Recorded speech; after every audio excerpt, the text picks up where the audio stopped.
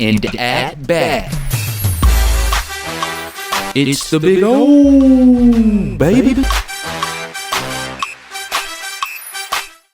How to spot a gamma squeeze? Well, it's much easier than a lot of people may think. And being able to identify a potential gamma squeeze is game-changing for any trader out there. In order to identify one, you have to know how the stock market works, more so market makers. And without market makers, there is no possibility for a gamma squeeze nor short squeeze. So in today's video, I'm going to be explaining to you guys in the most simplest way the importance of market makers in the stock market, also how they make their money, and the techniques that market makers use to stop gamma squeezes from happening. But that's not all. I'm also going to explain to you guys how a group of traders can force a gamma squeeze with ease.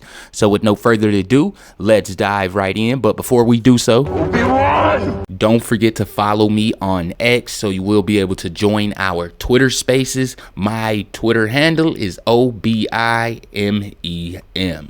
Now, for those that don't know, market makers play one of the biggest roles in the stock market, and that's because they're the ones that's maintaining the liquidity. Have you ever asked yourself, where are the shares coming from, or who the shares are coming from when you're buying a stock and or selling it? More often than not, ladies and gentlemen, it is coming from a market maker, and they're the reason why there's always a buyer and or seller for a security. Even though they're heavily monitored by the SEC and have very strict regulations to follow, their position in the market allows them to engage in practices that may perceive as manipulation. And here's just a few ways market makers could potentially influence stock prices. Now, with the order flow advantage they have, they can do two things. So seeing the order flow before everyone else allows them to actually adjust their bid and ask spread to create volatility. And one of the oldest tricks in the book is called the front run. Now, this is basically executing trades ahead of large buy and sell orders to profit from the movement they cause. Now, let's use this for an example. Let's say you're a market maker and I'm Warren Buffett. Now I want to buy $100 million worth of Nvidia. Now that order is going to come to you, and before you execute it, you're going to buy a few shares and then sell shortly after the share price reacts to that huge large buy or sell order. And one of the easiest ways to spot basically manipulation by a market maker, and that's the spoofing and layering. Basically what they do is place large orders that they don't intend to execute, basically creating a false impression that it's a high demand for the stock, and once the market reacts, they cancel these orders. But the easiest technique to spot is the layering. When they're layering, they're basically stacking fake orders at different price levels to influence traders. One of the hardest ones to catch is the printing the tape technique. Now, market makers can execute trades among themselves at a set price, and that'll give the illusion of high trading activity.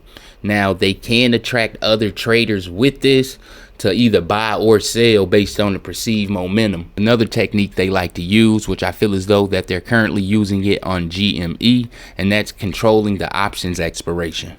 Now, this pain in the ass strategy is basically for stocks with significant options activity, like we see here in GameStop. But what market makers like to do is push the stock towards a max pain.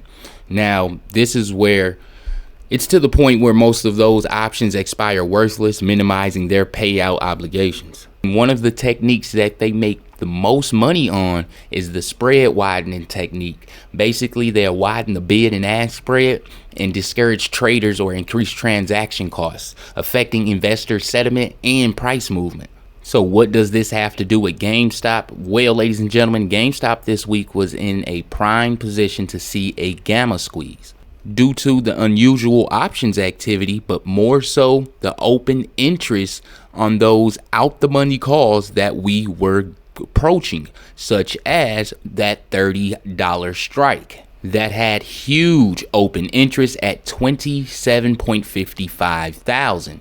Now, open interest is the amount of contracts at that strike price that is currently out there in the market. And with each contract being 100 shares per, this $30 strike price would have forced market makers into buying over 2.75 million shares of GME in the open market.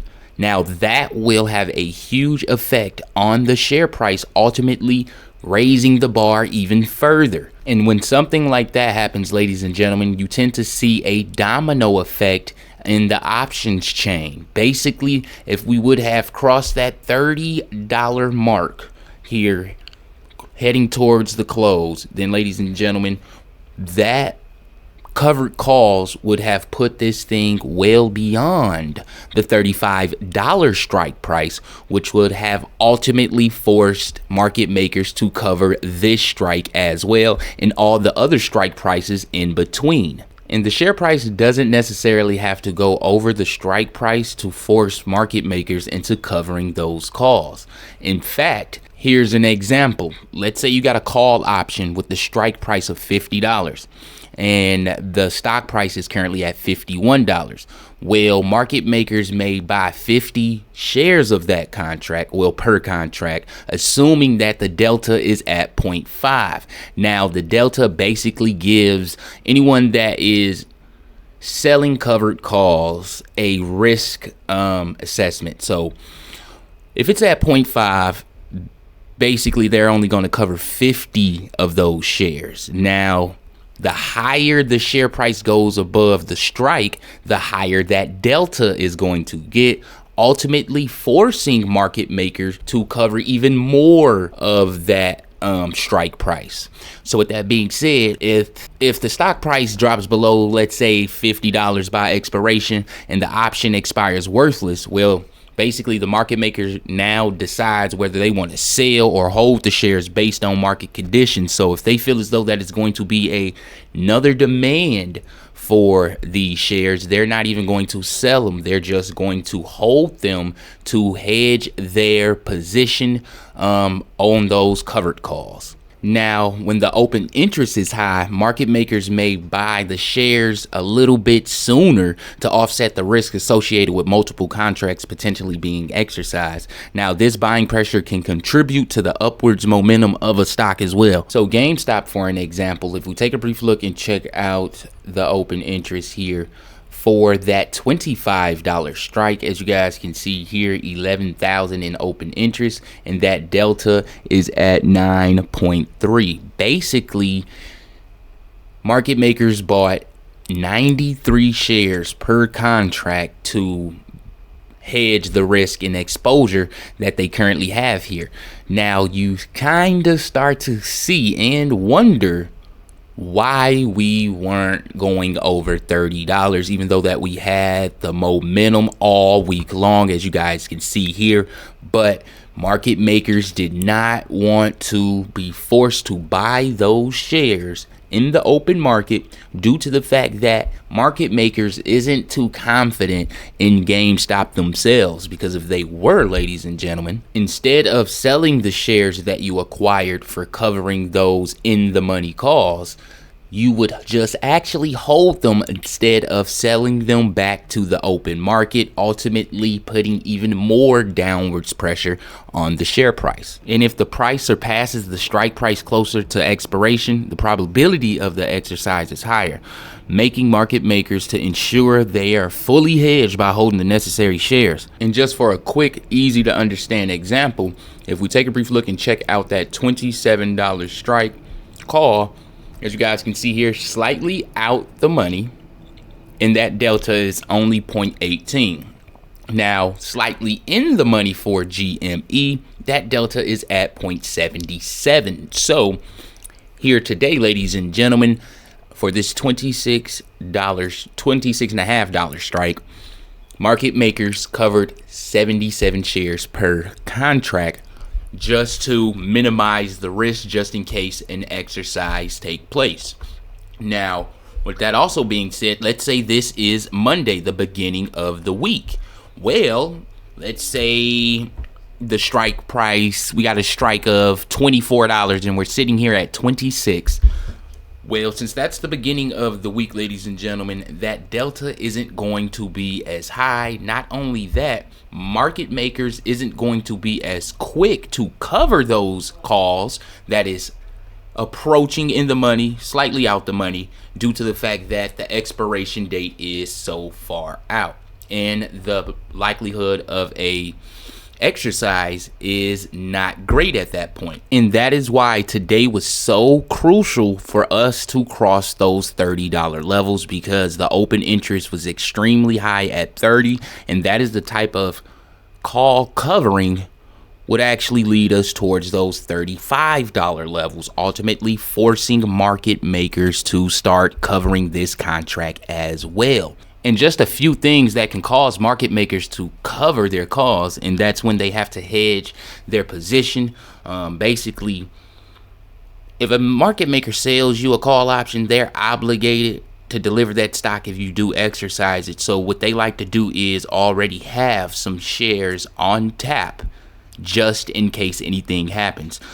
So if the share price is gradually going up, market makers will grab some shares before it gets a little bit. They like to basically get the shares at a cheaper price. So when they hedge their position, that's basically what they're trying to do. Another thing is when the stock price is near or above the strike price. Now, when the stock price approaches or exceeds that strike price, you have to remember market makers can buy shares to ensure they can deliver them. So if the option is exercised, this buying can further fuel upwards momentum. So when they do see a major increase in options volume or open interest, you tend to see market makers rush to hedge their positions much faster, due to the potential risk is much higher when you have a huge open interest. Another thing though is heading into expiration. So if we, like for today, they would have covered the $30 strike if we were even close to $29 towards the end of the day.